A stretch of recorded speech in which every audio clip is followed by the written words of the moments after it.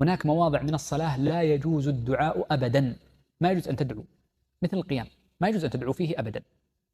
وهناك مواضع في الصلاة لا يجوز فيها إلا دعاء واحد بعينه، وهو الركوع، لقول النبي صلى الله عليه وسلم في حديث قتادة: إنما ألا وإني نهيت أن أقرأ القرآن راكعا أو ساجدا، فأما الركوع فعظموا فيه الرب، وأما السجود فأكثروا فيه من الدعاء.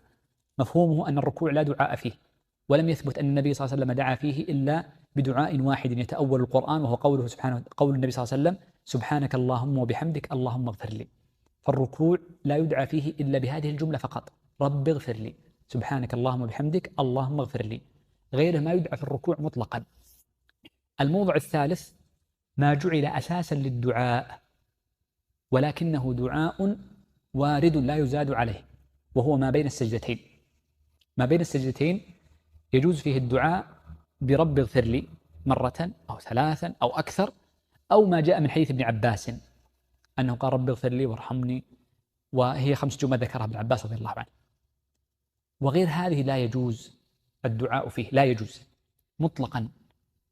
النوع الرابع أظن من مواضع الصلاة ما يجوز فيه مطلق الدعاء بشرط أن يكون من جوامع الكلم أو من دعاء الآخرة. ما يجوز لك على المذهب كما ذكر، سيمر معنا أظن المسألة، أنك تدعو في السجود، وهما موضعان: السجود وقبل السلام. ما يجوز لك أن تدعو في السجود وقبل السلام إلا بجوامع الكلم.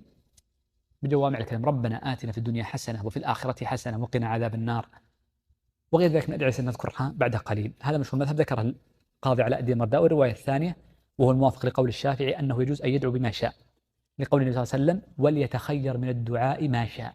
ما شاء في السجود وقبل السلام، بس هذه الموضعين. أما بين السجدتين وجها واحدا ما يجوز الدعاء. بعض الناس يقول: رب اغفر لي ولوالدي بين السجدتين، ما يجوز، ما يجوز، غير مشروع.